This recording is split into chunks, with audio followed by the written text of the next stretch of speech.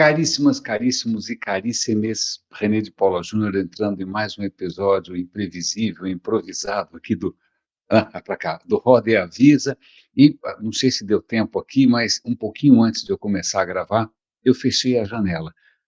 Sim, eu estou gravando de frente para uma janela. Eu acho que isso até tem um certo sentido interessante aqui, porque, na verdade, eu tenho me colocado na janela faz bastante tempo. Por quê? Porque faz muito tempo que eu me exponho, que eu me exponho através de conteúdo, que eu me exponho através de artigos, que eu me exponho através de áudio, que eu me exponho através de lives como essa, e me exponho seguindo uma lógica. Bom, a minha lógica não é. Bom, falar de lógica aqui no Roda e Avisa não é exatamente a coisa mais prudente a ser, mas seguindo um outro modo de atuação, né? Ao invés de. Eu nunca, nunca, nunca, em nenhum momento, eu pautei essa minha presença aí na janela como se fosse uma vitrine. Não, nunca foi. Eu nunca me coloquei à venda. Né? Nos meus canais nunca foram monetizados. Então, provavelmente, se você está interessado aqui em fazer um troco com a sua presença online, eu sou a pior referência possível, porque isso nunca me pautou. Por que isso nunca me pautou? Porque, na verdade, antes de trabalhar com internet, eu trabalhei algum tempo em TV, e eu sei mais ou menos que rumo as coisas tomam quando você se pauta pela audiência. No meu tempo, a gente se pautava pelo Ibope. E quando você está atrás de Ibope, não sei, a minha teoria, meu teorema, é que quando você se pauta pela audiência, você sempre termina na banheira de gel do Google.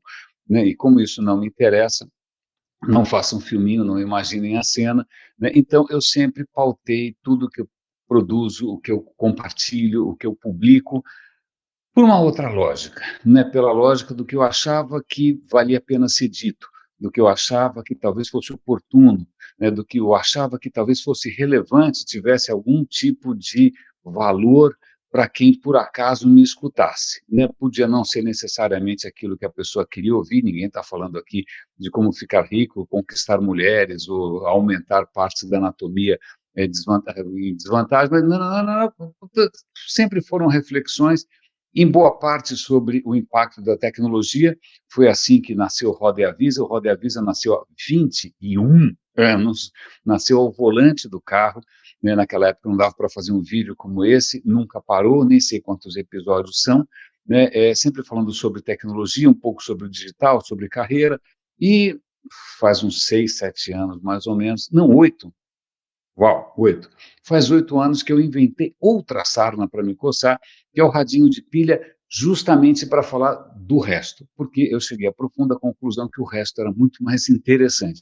E por resto, quer dizer, eu falo aqui de arte, cultura, história, ciência, né, tudo aquilo que nos torna mais humanos. Então, são vários fluxos aí ininterruptos, em paralelo com artigos, centenas de artigos, e como eu falei para vocês, pautado por uma outra lógica, não a lógica comercial, não a lógica da audiência. Eu nunca turbinei meus conteúdos, eu nunca coloquei, é tudo orgânico, né? Eu sempre fiquei ali na cauda longa, porque eu achei que essa era a única maneira de eu manter a minha autonomia, manter a minha independência. Ok? Ok. Então, eu não respondo, eu não represento, né, uma série de creators, né, de criadores por aí que tentam viver disso. Né? Isso sempre foi uma atividade paralela, nunca foi minha atividade essencial. Eu sei que muita gente que eu respeito imensamente, inclusive alguns creators que eu contribuo regularmente, eu contribuo para o canal Meio do Pedro Doria, contribuo para uma série de outros canais por aí, nos Estados Unidos, fora, na Inglaterra, eu contribuo porque eu quero que esses caras continuem produzindo, eu quero que esse conteúdo rico continue de pé, não é? Mas eu não sirvo muito de referência. Mas o que eu tenho notado, eu não sou, obviamente, aqui o primeiro, entre aspas, creator a se posicionar a respeito, tem tido uma onda de creators abandonando o YouTube ou pelo menos botando a boca no trombone. Eu entendo por uma razão simples, porque isso se tornou uma forma de escravidão. E eu explico por quê. Não quer dizer que algumas pessoas não consigam ganhar dinheiro. Sim, sempre vai ter algum influencer ganhando os tubos, né? Sei lá, falando com milhões de seguidores. Sim, sempre haverá. Mas o que acontece é que isso, estatisticamente, é muito pouco. o que acontece é uma massa gigantesca de gente, né, alimentando a ilusão de que um dia vai poder viver disso, de que um dia vai poder ganhar um troco, que um dia vai passar o chapéu para as grandes marcas para falar o que elas quiserem, né, gente querendo vender sua imagem e tem que valorizar o passe da bola. O passe? Eu não entendo nada de futebol, sem metáforas futebolísticas. Mas existe aí uma quantidade colossal de gente investindo muito, produzindo um monte de conteúdo, de podcasts, de vídeos, na esperança de um dia chegar lá, né? E então veja, aquilo que você está consumindo de graça no YouTube, aquilo que aparece de graça no teu TikTok, aquilo que aparece de graça, eu sei lá, no teu Instagram, em grande parte é gente movida pela ilusão de que elas vão chegar lá e um dia vão poder viver disso. A questão é, mais ou menos como no mundo das startups, né, onde você também tem uma massa de gente remando que nem louca, acreditando que um dia vai chegar lá, sem levar em conta que de cada 20 startups, 19 quebram, né, mas isso continua movendo a máquina, essa ilusão move a máquina.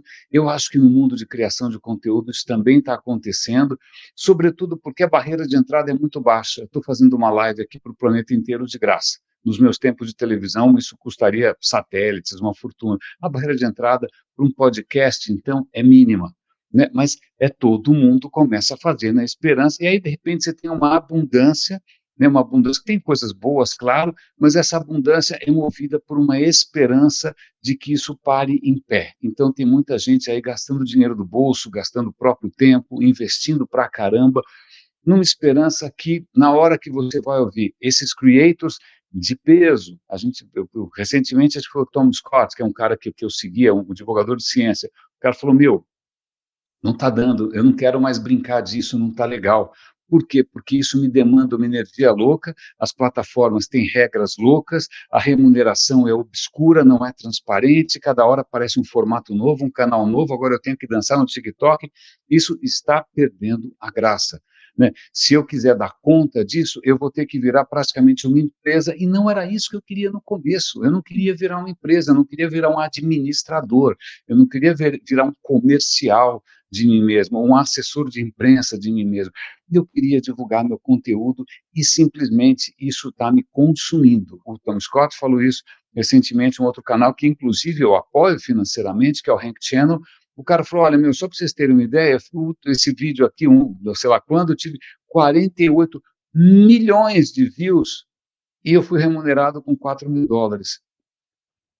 A primeira coisa que me espantou foi, nossa, 48 milhões de views, mas nossa, eu não consigo imaginar nada, né, que eu tivesse uma quantidade tão grande de visualizações. Mas aí você vai ver a remuneração dele, cara, não é exatamente alguma coisa que vai mudar o mundo, né? Então você percebe o esgotamento, a dedicação que isso está cobrando de muitas pessoas que muito justamente estão abrindo o bico.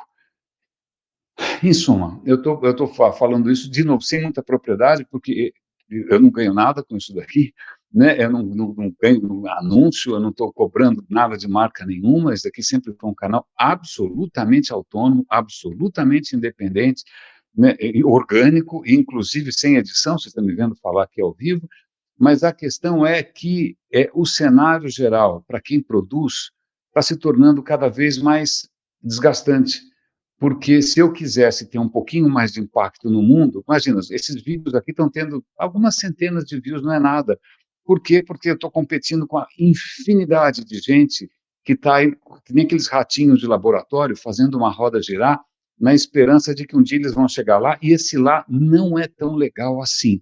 Então, não sei se alguém aqui compartilha essa minha visão, se alguém aqui compartilha a minha dor. Eu penso quase todo dia, por que que eu estou na janela, por que que eu estou com a bunda na janela, metaforicamente, claro, tem um espelho ali, vocês podem ver que eu estou de calças, não é? Eu me pergunto isso todo dia, porque exposição desgasta, exposição atrai atenções que nem sempre são bem-vindas, exposição requer manutenção, existem riscos aí, mas é que eu sinto essa compulsão de compartilhar aquilo que eu descubro, aquilo que eu crio, aquilo que eu aprendo, aquilo que me intriga, E é isso que eu estou fazendo nesse momento aqui. Então, caso você esteja encantado, né, caso seu filho queira se tornar um influencer, pense bem, né, a escravidão agora assumiu outros coloridos, né, a exploração, essa absoluta exploração, que sugando as energias de quem cria, acabou de ganhar outras proporções, né, plataformas cada vez mais obscuras, TikTok, imagina, Instagram, você não sabe qual é a regra, né, você realmente está à mercê de uma divindade impenetrável. Então, pense bem. Eu tenho pensado bem também, mas, de novo, como eu falei para vocês, essa é quase a minha segunda natureza. Eu faço isso sem pensar em nenhum tipo de compensação material. Eu faço isso porque eu tenho gratidão por tudo que eu aprendi com gente que compartilhou seu conhecimento na internet. É o mínimo que eu posso fazer. Caríssimos, caríssimas e caríssimes, muito obrigado. Esse episódio foi feito aqui ao vivo, na janela. Um grande abraço e até o próximo episódio do Roda e Avisa. Valeu.